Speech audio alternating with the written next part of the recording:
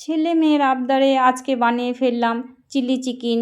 ছোট ছোট করে পিস করা মাংসর মধ্যে দিয়ে দিলাম আদা বাটা, রসুন বাটা, গোলমরিচের গুঁড়ো, লবণ, শুকনো লঙ্কার গুঁড়ো, একটা ডিম আর দিয়ে দিলাম একটু কর্নফ্লাওয়ার।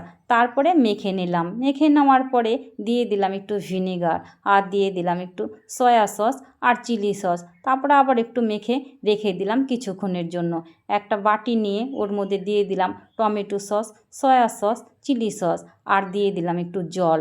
জল দেওয়ার পরে ভালো করে গুলে রেখে দিলাম কিছুক্ষণের জন্য।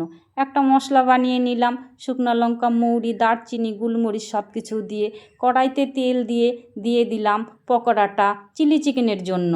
পকোড়াটা লাল লাল করে ভেজে তুলে নিলাম। তারপরে কড়াইতে তেল দিয়ে ফোড়নে দিয়ে দিলাম শুকনো লঙ্কা আর দিয়ে দিলাম আদা কুচি, রসুন কুচি। তারপরে নেড়ে চেড়ে ওর মধ্যে দিয়ে দিলাম একটু বড় বড় করে কেটে রাখা পেঁয়াজ।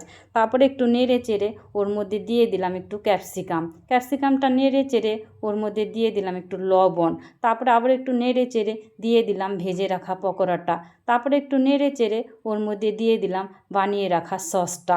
তারপরে একটু নেড়ে চেড়ে ওর মধ্যে দিয়ে দিলাম একটু কর্নফ্লাওয়ারের গোলা দিয়েই গ্রেভিটা একটু ভারী হয়ে গেলেই ওর মধ্যে দিয়ে দিব কয়েকটি চেরা কাঁচা লঙ্কা আর ভেজে রাখা মশলা। তারপরেই নামিয়ে নিলে হয়ে গেল চিলি চিকেন।